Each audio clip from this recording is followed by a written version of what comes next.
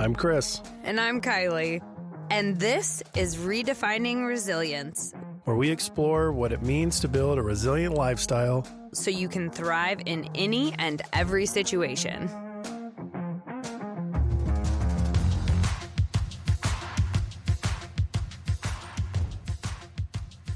We have Shayla Webb with us today. Super excited for you to be here and tell us a little bit more about your story. Shayla and I met at this pop-up networking event at your brick and mortar spa. Yes. And I was invited by my esthetician, Danielle, to come try this amazing new sauna place and get a free mini facial. And say less, I was probably the first one to sign up as soon as that thing hit my inbox because it's right up my alley. And I was like, oh my gosh, a networking event at a sauna? This is what networking dreams are made of. Oh, yeah. So I went in there, and then on the way to your place was like, oh, man, I really need to find a lawyer. And then I walk into this event and I'm talking and I said something about a lawyer and Shayla's like, well, I'm actually a lawyer. And then you told me your whole story, which I think is super duper fascinating. And Thank you. Here we are. My prayers have been answered and I got a new friend out of the whole situation, which is great. Amen. So I'm super excited you're here with us. Thank you. I knew I needed to connect with this woman because you have really been through quite a bit and have this incredible resilience journey to share with us. And I think it's just such an inspiring story that I'll stop talking now so we can actually hear it, if Thank that's you. okay. Yes. And preface, I'm super stuffy. I don't always sound like this. So Luckily, you have halo therapy that you can lean on in times like this. that's why I sound this good, because I've been salting and steaming for the past week. Heck yeah. Oh, yeah. I need that in my life. Salting and steaming. I'm about to. I scheduled an appointment. I don't doubt it. It's for business development purposes. It is, 100%. Love that. So, Shayla, what prompted you to open up the AromaRoom? And what is it, first off? Yeah, so I am the owner of the AromaRoom. We are an essential oil-based spa. We have our salt rooms. In those salt rooms, we can add sauna heat, infrared heat. We have a red light tower. We have essential oils that we can add. We have our steam rooms. They're custom built. We can add our oils in, and it's like you've stepped inside of a diffuser. And then we have our hydro massage bed, which is a water jet-based massage. You're not actually getting wet, but jets hit up at the body.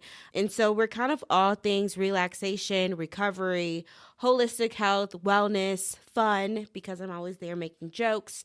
But really just a space for you to craft whatever breath it is that you need to take.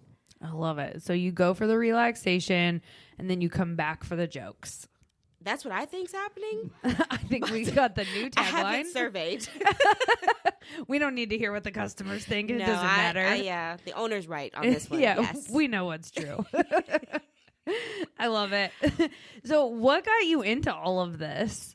Yeah, actually, so I really didn't know a lot about oils or salt or steam before 2022. I had gone on a girls' trip with my aunt and some of my cousins, and we went to Miami. We were at La Fontainebleau, and they had this lavender steam room, and it was the nicest thing I'd ever experienced in my entire life. It was so relaxing. I did that for a while, then I got my massage, and I literally fell asleep for the first time on the massage table. And I came home, and I'm telling my husband, I need to recreate this. This is amazing. And there was nothing here. And so it went from an experience in Miami once in my life. I've been to a few of the salt caves around here, but I don't like that they're cold. And so, but they were great. So just that one element that was throwing me off. So it went from very scarce, opportunities to do a steam or a salt just due to time to kind of deciding it was going to be something I was going to create here. That's incredible. You just went and had this awesome experience and were like, okay, I'm going to bring this back to Carmel, Indiana. Yes. That's awesome. Essentially, yes. What were you doing at the time that you clearly had to quit because you started up this whole business that didn't exist. So at the time, I was a real estate development attorney. So they called us dirt lawyers. We literally did all the studies to make sure that the grounds were safe to build up. And then once you were building up, we made sure everything inside was working.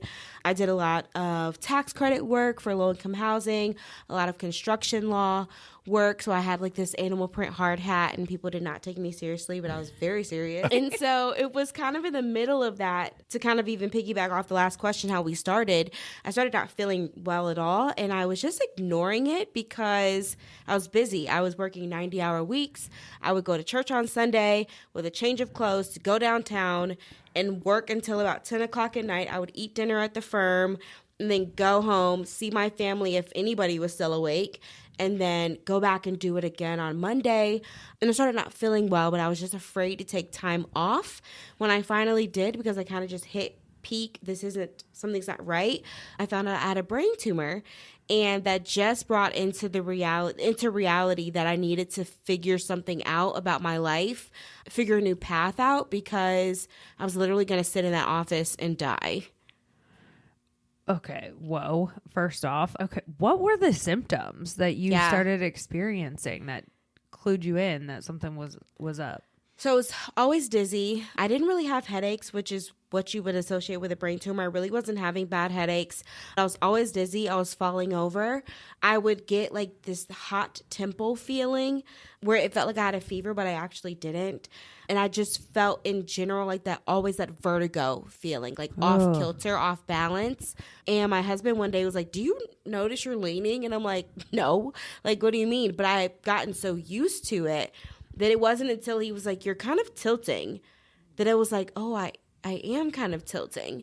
And so I decided to go to my doctor, and you would think I was like on it from this point that I started not feeling well. I wasn't. I didn't nail it. I go to my doctor, and he's like, "You need to get an MRI." And I waited 3 months to go get that MRI because I was just so busy. And so that was in April of 2023. In July, I finally go, and they're like, "You have a brain tumor." And then in September of 2023, I had 2 full craniotomies. They had to lift my brain, take my balance nerve to get the tumor. I had a massive spinal fluid leak. And at that point, we were already in the works of opening the spa. We're making business decisions from the hospital at this point. With your brain, like, cut open. Just out. Just like your brain was out of your body. I feel like it was. It probably wasn't. But you know what? It was crazy because my husband and I watched a video of the surgery before I had mine done. That is such a crazy idea. Don't do that. Crazy so idea. Dumb. I was like, why? No, not really me, because I was going to be asleep. I'm looking at my husband like, you do realize oh no, this is all you're going to see for the 6-7 hours I'm under the knife. Bad idea. Don't YouTube anything or Google. Fascinating. Oh my gosh. Bad idea. But yeah, so we're in the hospital. I'm relearning to walk. I had to relearn to drive, go up and down the steps. This was after your craniotomy? Yeah. And I'm so determined at that point, like, this is the right choice. Like, opening this spa is the right thing to do. So we're negotiating documents. My husband is staying with me at the hospital. Okay, so hold on. Because you are, like, blowing through all of this stuff. Like, I had to relearn to walk. I had, like... Casually, I'm negotiating business contracts and learning how to walk. Yes. It maybe to me it seems like, yeah, that was just life. But this all sounds so normal to you. It feels like, normal. What the heck? Yeah. Yes, I was on a walker for a while. It was embarrassing. My best friend, her husband, outfitted one of those little walkers with I refused to have the tennis balls. Like, absolutely not. Tennis balls are a little old. Yeah. It's too dated. He wrapped it in animal print tape for me. I would go to the grocery store with my husband after the surgeries, and you know those belts that help hold people up? The gate belt. Yeah. The gate belt. He would have to hold me by a gate belt while I was walking. And it feels, I know it's abnormal, but I guess because I was there, it just feels normal. It was like the normal next step that you had to take. Yeah. Oh, you just my gosh. I love that. You just bit it off. Here you go, man. This has to happen. Yeah. I love the shoulder shrug. Hey, man, we're here. We got to fix it. You got to get, reacclimated to the sounds and the smells and all these things. Grocery store is the place to go, but I can't drive and I can barely walk. And so my poor husband's just walking around with me like That's so cool. Yeah, he did it. He nailed it. What a stud. My gosh. Heck yeah. Okay, so go back from the time you heard you had a tumor. Mm-hmm. What was that like? It was scary. I won't lie or make a joke. It was scary because I felt like had I done something sooner when I wasn't feeling well, would I be in this position? And the answer is really no. It's one of the rarest brain tumors you can have. It's called an acoustic neuroma. There wasn't anything I could do or could have done differently, but it was like you weren't feeling well for a while. And I know we've talked about our sober journeys. A lot of the reason I didn't realize I wasn't feeling well was because I was always drinking. Like, I'm drinking, and that made me not feel well. And so everything that didn't feel well, I associated with the drinking or the staying up too late or not eating the best foods. And so when a lot of that kind of changed, I was like, oh, wait, no, I just don't feel good. Like, something is actually wrong. Yeah. Did you stop drinking before you found out about the tumor or after? Before. Okay. What made you stop drinking? Well, my journey with the Lord. Honestly, a lot of it was conviction because I realized I was not settling or solving any situations in my life. I was just substituting. And I had no resolution, no problem solved, no peace, nothing. I just had the first drink that took the edge off and then the last drink that made you pass out and forget that you even had a bad day. Yeah. Oh, well said. Okay, so you quit drinking, you start to tune into something is really wrong, and then you get the news that you have the tumor. What did they say was like the plan moving forward? So that was tricky. So I had my first surgery when I was 1. I've always had ear issues. And I was talking to my ENT. He sent me to a neurologist. So now we're talking someone who can do ear and brain work. Okay. And I went to this neurologist and he was so rude. So rude. And he had done a surgery for me before, a couple years before that, and he was fine. But he was so rude this time. And he was telling me that, excuse me, there was no way to save my hearing if he did the surgery because of where the tumor was sitting and the kind of surgery they wanted to do, the way they wanted to approach it, I was going to lose my hearing. And I'm like, man, like 31. Like, that doesn't feel, 2023. I'm like 29, maybe 30. Gosh, I don't do math. I'm one of these ages between 29 and 31. Well, I couldn't be 31 because I'm 31 now. Bypass that. Anyway, and I'm like, there's no way I'm losing my hearing. Like, that doesn't feel like you can at least try to save it. And so I didn't go with him. I considered radiology, but that had a possibility of causing the tumor to grow, which I'm like, what is... Seems like a very unacceptable problem I'm like, to have. I thought not a the great opposite. option. No, couldn't have been. So I was like, that's no. And I found my surgeon finally. He was so kind. He was like, I'm going to do everything I can to save your hearing. And I did all of that within probably a 3-week span of time. My job, I was still at the firm. They were so kind. They gave me time to figure all of this out. They were very welcoming to me coming into the office crying because I'm like, I don't like this doctor. And so I just kind of dove into finding the right surgeon who would have the same hope and faith that I would walk out of that surgery hearing. Oh my gosh. Okay, so you find him, and then what's the plan? He's going to operate and take this thing out? Yes, that was the plan. So... And I guess that's what happened, but we had some complications. So we get there, they do the surgeries about 6-7 hours, and everything seemed okay, I guess, during the surgery. But when I woke up, I couldn't see. And I'm like, okay, like this tumor is not all that. Like, how am I now unable to see? And so my doctor's coming in every day trying to help me figure out how to walk because something is wrong with my gait, because something is wrong with my eyes now. And come to find out, they hadn't fully cut the balance nerve on the right side. So you have half a balance nerve connecting with a full balance nerve, and it's making my eyes go in circles.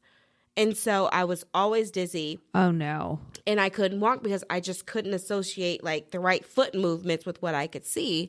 Then I had like a massive spinal fluid leak, which was a nightmare. So I was leaking spinal fluid for about 4 or 5 days. What does that feel like?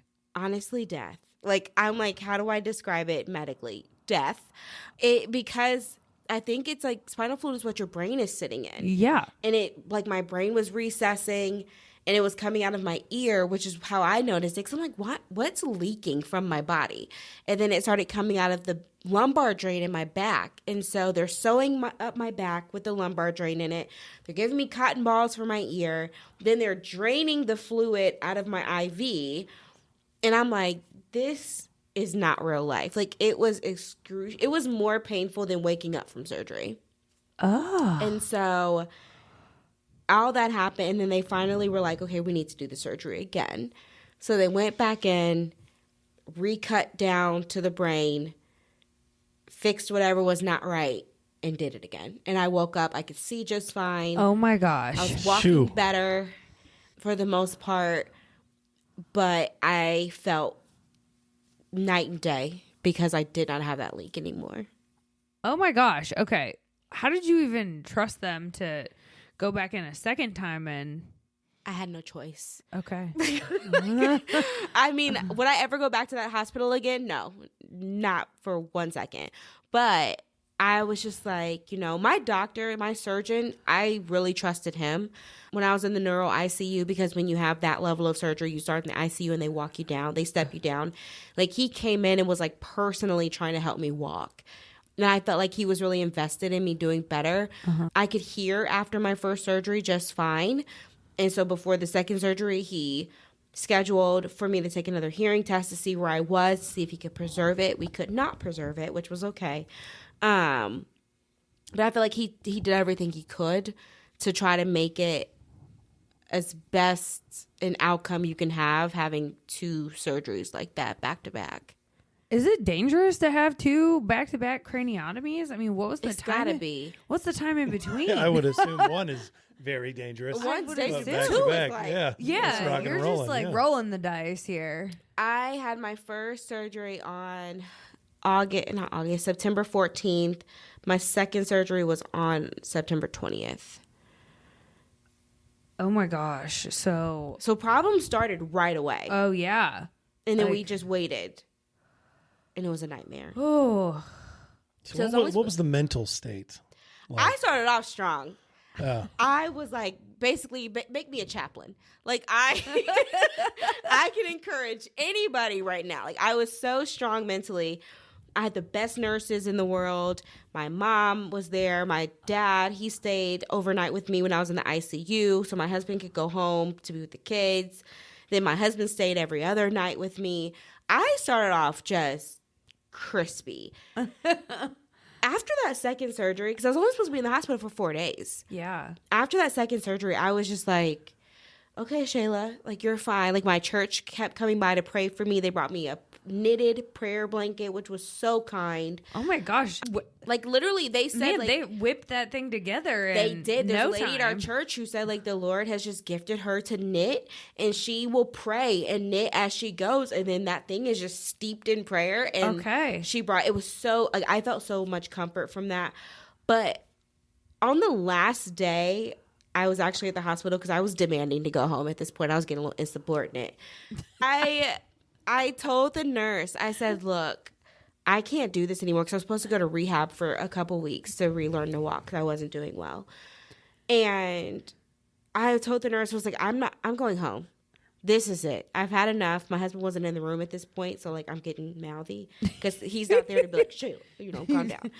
But No one was supervising you. no. And at this point, I'm fed up because I had weaned myself off all that medicine. Like, they were just popping fentanyl in my arm anytime I said I was in pain, oxycodone in the mornings. Ooh. And I was like, do I need all this? am I addicted to drugs? Like, my husband, like, he looked at me and he said, Shayla, are you actually in pain or are you craving medicine? And I was like, that eats. Okay, let me settle down. And so from there, I was like, just give me Tylenol. I was in more pain than Tylenol could handle, but I knew that I was starting to crave the effect of that medicine. Mm-hmm. And so I had to just bite the bullet. But then when I lost the medicine, I think I lost the patience to, like, be in the hospital anymore. And so, and mind you, they didn't ask, like, oh, why do you want Tylenol now? They were just like, okay. Like, they don't mind just shoving drugs. Yeah. But the last day, I told the nurse, I was like, look, I'm going home today. Like, I don't know how else to tell you that, but you need to tell whoever needs to know. I'm going home today. And he was like, no, you're not. You're going to the rehab. Hopefully you can go today, but if not, by the end of the week. And I'm like, dude, it's like Tuesday. I don't have it till Tuesday to be here. I've not been outside in 12 days. I'm not staying here another night. And so my husband finally comes back in. I think he ran to get us something to eat. And now I'm crying and I'm telling him, like, these are like some of the first tears I shed. I was very brave before this. I was like, I'm going home. Like, I don't know if I'm going to have to just be discharged against medical advice, but I'm going home today. The nurse comes back and I said, can you go get the physical therapist and the occupational therapist? They can just watch me walk, because that was what was holding me up from me being able to go home. It wasn't safe. And I couldn't do steps, and my house has steps. Mm-hmm. And I was like, you go get them. I can walk just fine. I can do this. And he was like, you haven't walked well since the surgery. And I'm like, today's the day. And so he was like, I don't know if she's going to come back today, but because she just saw you yesterday. And I was like, go get her. I'm going home. And so thankfully, by a miracle, she comes in the room and she's like, I heard you know how to walk today. And I was like, I do. I figured it out. I can walk. And so she's like, okay. And so they give me my walker. They take me down the hallway. And I prayed. I was like, Lord, I have to go home today. So whatever it takes, you have to move these legs like they're normal legs. Like, that's it. And so I start walking. And my husband's looking at me like, she's really walking. Like, she's actually doing this. And then she says, I need to take the walker because I need to be able to know if you don't have the walker, but you need to get somewhere, you can walk to it. And so she tells my husband to walk in front of me with the walker just in case I start to fall. And I'm like, Lord, you going to have to move these legs without this walker. Like, I have to go home. And I walked. And we get back to the room and she was like, you can go home today. And then the nurse comes back in. He was like, I don't know if it's going to be now or if it's going to be kind of late in the evening. I was like, my kids get off the bus at 4:00. I will be going home very soon. And I was home in time to see them get off the bus. Yay. Yep. I was done. And a miracle happened. Oh, my gosh. Mm-hmm. I love people that just decide and act. Humans are so fascinating because we have the capability of adjusting our physical environment through that. You decided this was going to happen and you did it. Yes. I absolutely love that. The whole story is you decided it was going to happen and you did it. That's very cool. It reminds me of Marissa, who was here last week or the week before, telling us how as she has a breathing tube down her throat, she gets a text message that her dog got out. And so with all of the strength of the world, she rips the breathing tube out of her. Oh, my gosh. And is like, I'm leaving to go get her dog. Like, wow. Yeah, we have some very resilient women on this show. That's for sure. Next level. Like, that's next level. I don't know. I think you both are next level. Yeah, there are people that break their toe, like their pinky toe, and they're out. They're done. They don't walk. They have crutches. We're in the emergency room. They literally, I've worked with athletes on high-end levels. One of them broke his pinky, his thumb, and you thought, or his pinky finger, you thought he was done. We made jokes all the time about that was going to be on his tombstone, brought down by his pinky. He would come into the gym crying. It was very hard for him to handle. You had 2 surgeries on your brain, which is like the most intense surgery the body can handle, and you basically willed yourself out of the hospital quicker than the system wanted you to. Mm-hmm. That is incredible. And then you just shrug it off. I just decided to leave. Yeah. What? Well, I mean, that's awesome. You literally saw a vision and you believed in your vision wholeheartedly to the point where nothing was going to stop that vision from becoming reality. No, I was going home. Like, Yeah. That was it. It is so inspiring to hear like feats on that level. It's just that's superhuman. That's so cool. It truly is. It's remarkable. And when you tell the story, you're super happy. Like, I wish people could see your face. I know. Yeah, I just decided I was leaving. Okay, cool, man. Yeah. 4:00 for the kids to come home on the bus. Yes. I love it. It's so cool. Okay, so I know this is petty, but like I would imagine recovery is probably very hard because they probably cut like chunks of your head like apart, right? And shaved your head so your hair is gone. Mm-hmm. What was the recovery process like from that standpoint? So first, I kind of couldn't complain during recovery because I had wheeled my way home. So like, I knew my husband, the internal medicine doctor, was like, "Do you think she should go home? Do you think she's ready?"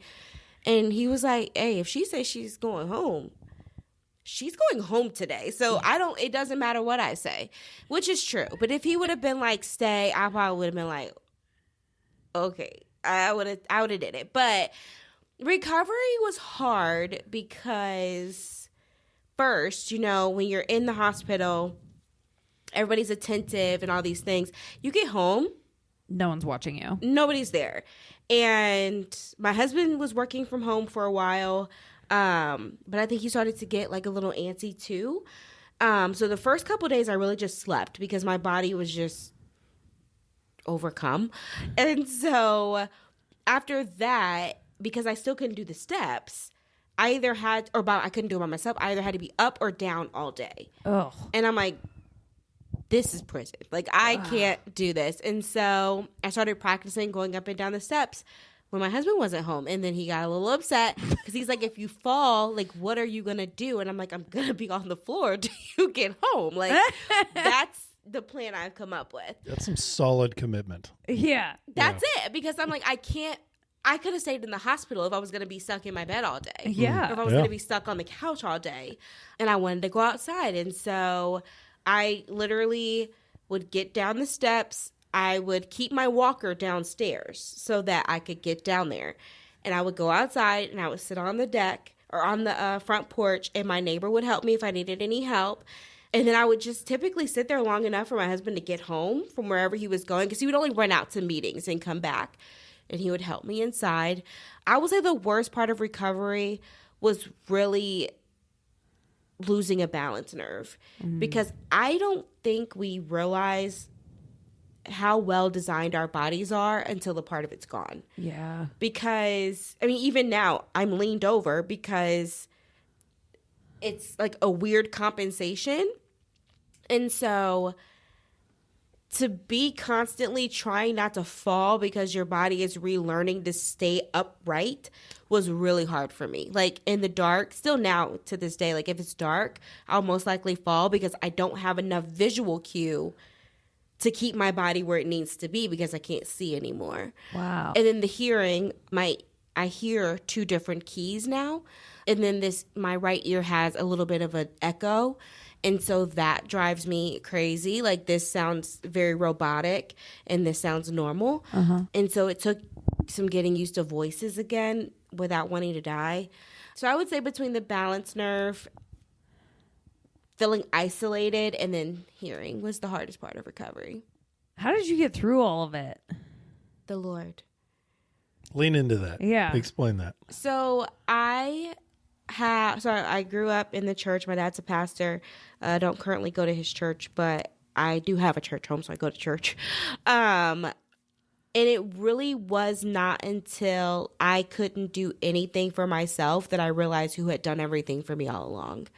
And that's hard for me. It was hard for me as like this independent person who put the time and the effort and all these things in, and I've done all these things, but it really wasn't me. It took me, right? It took me buckling down and doing what I had to do and caring enough to try.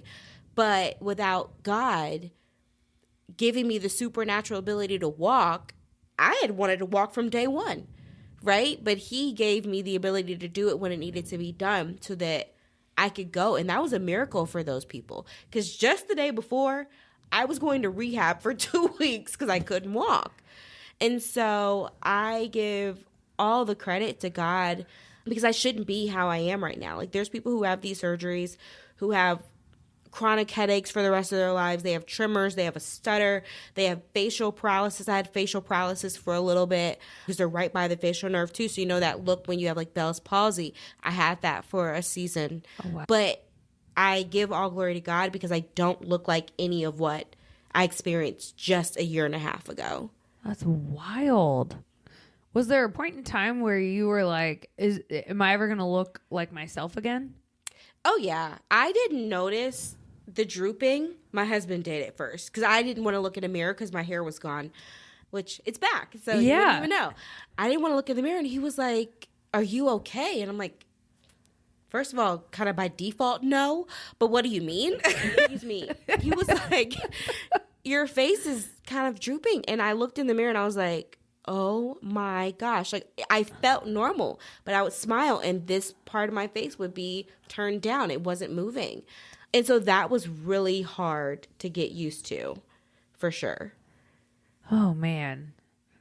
What kind of perspective did you gain from all of that? Because you have to look at life differently now. Oh yeah. Yeah. I mean, again, not to always talk about the Lord, but I feel like I do always talk about the Lord. Like, he's just so good to us.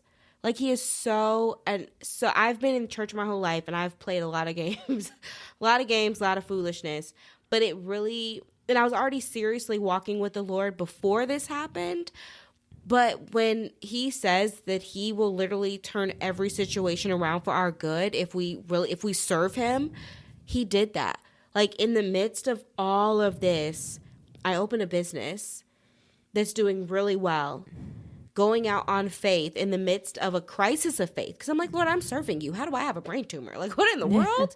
Like, all of these things, he worked out for my good. And even the story that I get to tell now is for my good because I get to tell it. My face doesn't tell it. My lack of hair doesn't tell it. Yeah. There's nothing about me that says, ooh, she had 2 brain surgeries. I get to tell you because he was good enough to allow me to be me with this testimony. That's so cool. That's really cool. I love that. Do you find that you handle stress differently now? Yes, I'm way less stressed. Like, so working at a law firm, I love it. I have one of those personalities. I'm like, go get it. Like, oh yeah, deal done. Like, who am I? But I am way less stressed now because I've realized there's nothing I'm going to ever give that much of myself over to again. Like, people don't have to know who I am. I don't have to hit these crazy numbers to get this crazy raise at the end of the year. Like, I go in my spa. Most people don't know that I'm a lawyer. They don't know that I've had a surgery. They probably just think I work there. Yeah. But it's like, nope, like, this is literally what God told me to do in the midst of a storm. And this was also right after COVID too, right? Mm-hmm. Yes. So thankfully, the hospital that I was at had only COVID evidence they had was that they were understaffed. Yeah. Very few restrictions. So I got to have lots of friends, lots of family. But the shortage was felt. Like, my little board, like, you know, when you're at the doctor and there's like those boards and it says who's going to do what in your care. It literally said husband can care for wife. Oh, wow. Literally. Did he get his W-2 for? Period. Because that was a major fall risk, right? And so there were supposed to be 2 nurses that got me up to take me to the bathroom, but they were so short-staffed that they were sending in janitorial staff. And I was like, first of all, nope. What? Cut it out. Like, no. Cut it out. Like, it was a person, and he was so kind. Like, it was a person who came to clean my room that first noticed how wet the bed was from my lumbar drain because I was having a spinal fluid leak. It was him. Well, thank God. He makes a great nurse. No medical knowledge, but was right there. And so eventually they were like, her husband can do it because we don't have enough people to get her up throughout the night if something happens. And I'm like, well, you should just fall on him? Like, what are you going to do? What? So that was evident that they have just not restaffed very well. Great experience with the people, but yeah, I'm way less stressed. Like, you don't go through that and carry the same stress you carried before. No. Well, it's a large perspective change. Mm-hmm. You know, near-death experiences are the best barometer for the high-end level of stress. Oh, yeah. Everything underneath that is much easier to handle. But to come out smiling like that and happy, and you saying, I get to share the story, my face doesn't tell the story, my body doesn't tell the story, lack of hair doesn't tell the story, that's a fascinating line. Yeah. Like, that is a very cool thing to say. Thank you.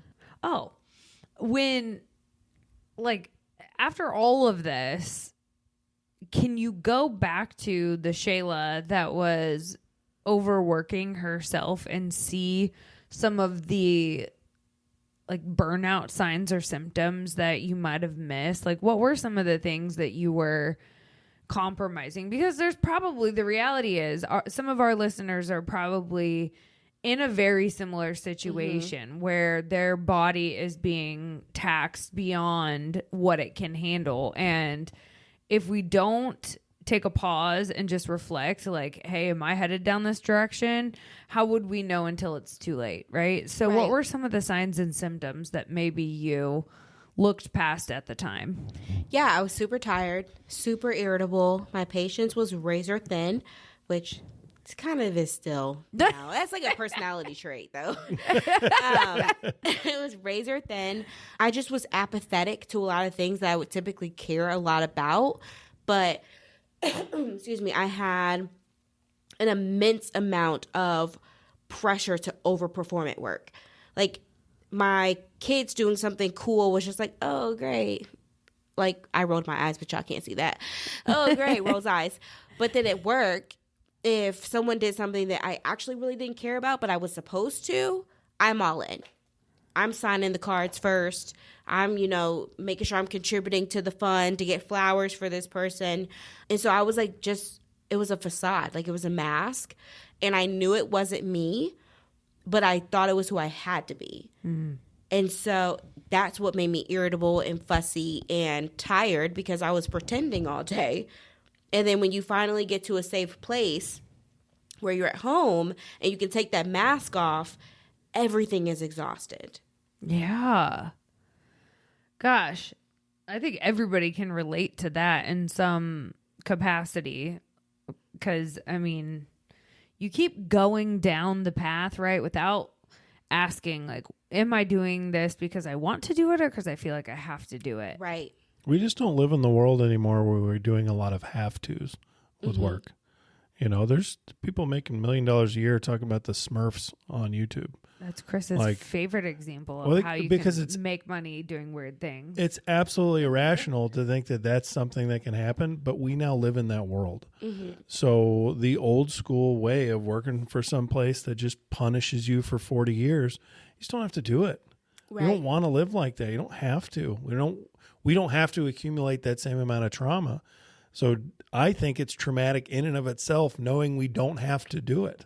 Right. Like, what do you do with that knowledge? How do you branch out? When I branch out, it's scary. This entire generation behind me says that I'm making a horrible decision, but the generation I'm in and in front of me says I'm doing the right thing. Right. Unpaved territory. So yeah, there's trauma in both, but I think that's absolutely fascinating that you not only took that on, which cripples a lot of people just leaving to work for yourself, you did that during all of this other stuff. Yeah. That's it. The tenacity you have is like 200%. Yeah. Like, I'm going to do it, so I'm just going to do it. I love that. That is very cool. Do you think, like, was there ever a part of you that was going through all this and was like, maybe I should just, like, put a pause on this whole starting a business thing? No. Like, and I say that in all sincerity because I just knew like what I was supposed to do. And it feels weird. Like, I just call it faith. Like, you know, like when you're like, okay, the Lord is really impressing upon me to do this.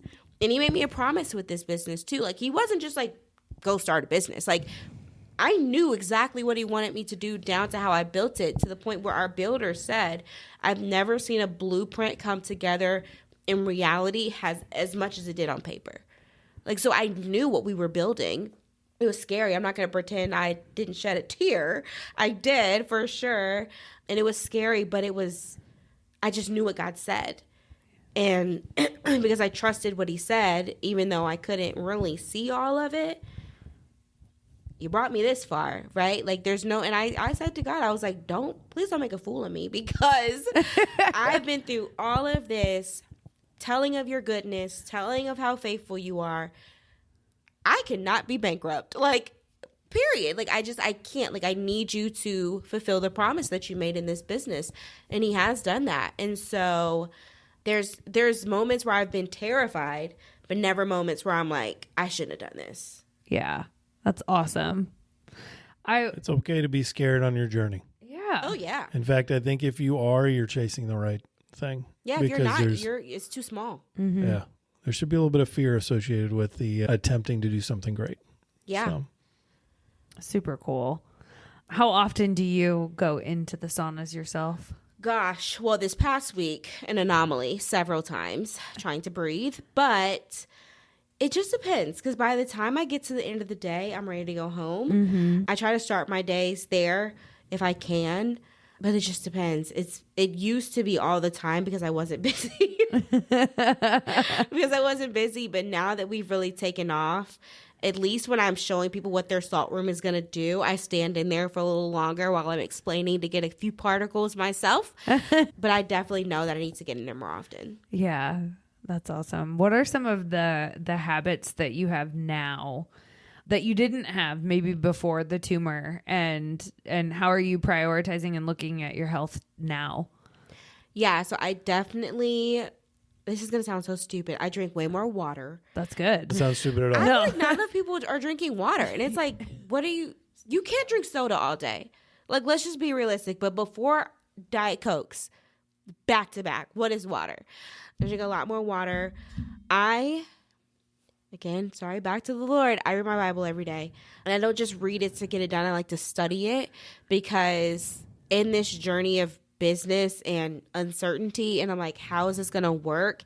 It literally is just recalling scripture, because if I say I serve the same God from the days of Abraham, Isaac, and Jacob, okay, well, Lord, because I'll be transparent, we made a really weird business move in the very beginning.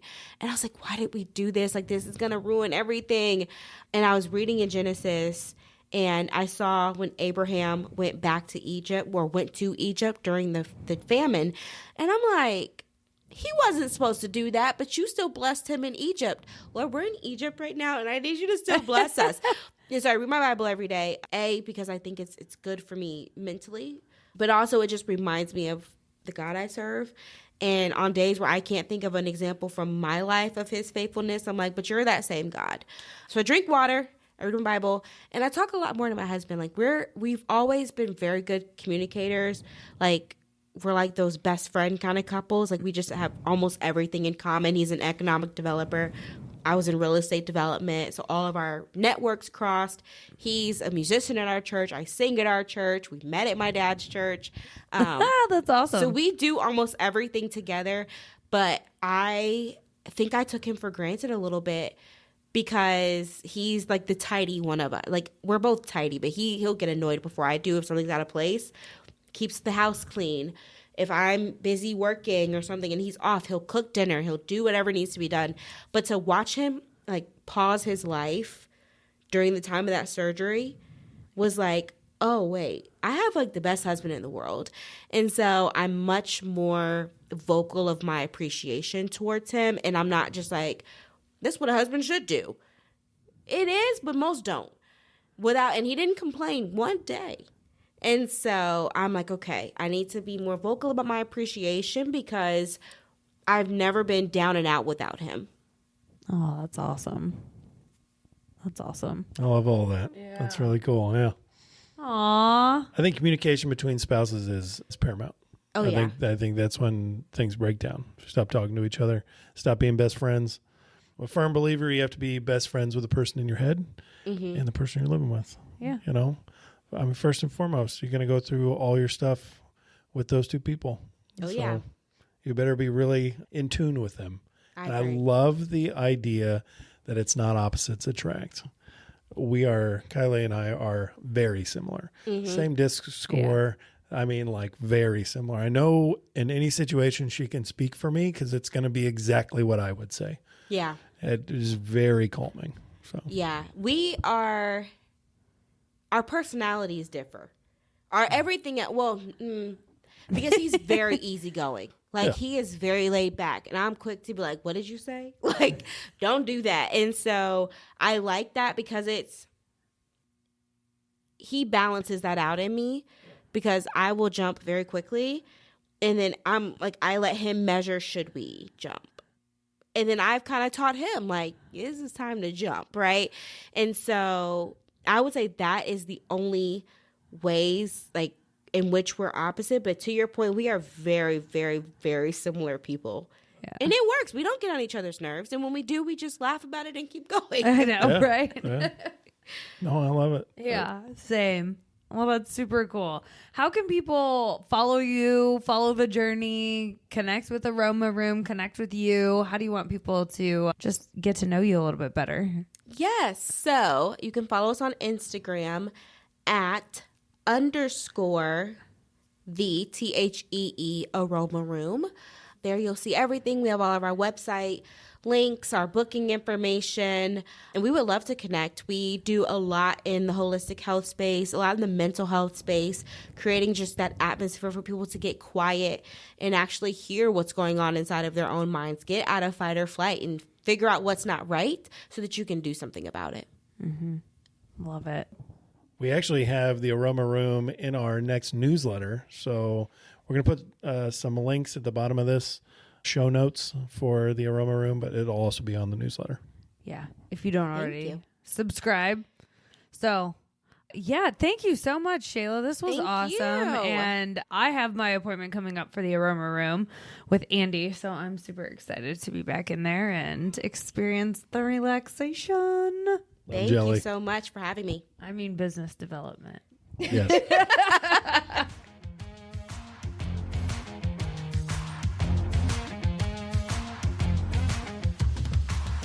Thanks for listening to Redefining Resilience. To learn more about building your mental and physical readiness, check out odysseyresilience.org.